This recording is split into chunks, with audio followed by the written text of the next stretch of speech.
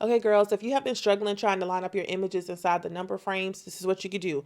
Get your number frames and get your image. Next, take the image and make 2 copies of it. So you should have a total of 3 images. Take your first 2 images and drop them in the frames. Next, you're going to take the last image and you need it behind the 2 numbers. So I'm just going to hold control. I'm going to drag it over there. I'm going to go to position and to the back.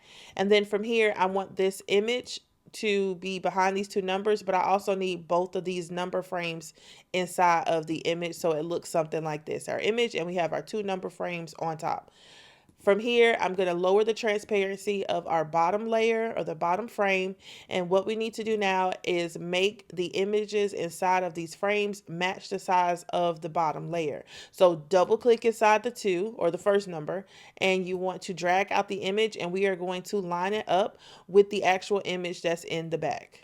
Okay, once you get that, do the same thing for the next number. Double click and then resize the image only, not the number frame, just the image, and make sure it's all lined up.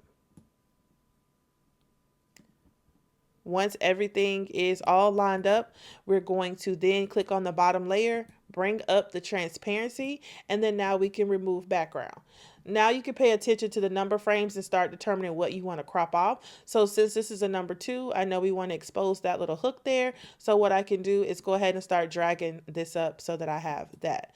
And then I actually can just move this over because I only need this part over here. And I'm going to duplicate this again, hold down control, and I'm going to line this part piece up, and then I can move and bring him back, right? And we don't need that part because we've already exposed it.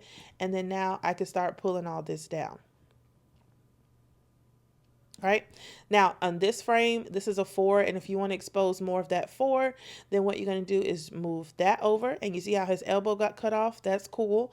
Just duplicate the image and make sure that it's all lined up. Once you get it lined up, we can drag all of that off, and we can just now make room for this elbow to still give us that pop out effect. Then from here, you can finish up all your design and effects, and everything should be good to go. I hope that was helpful. Toodles, girls.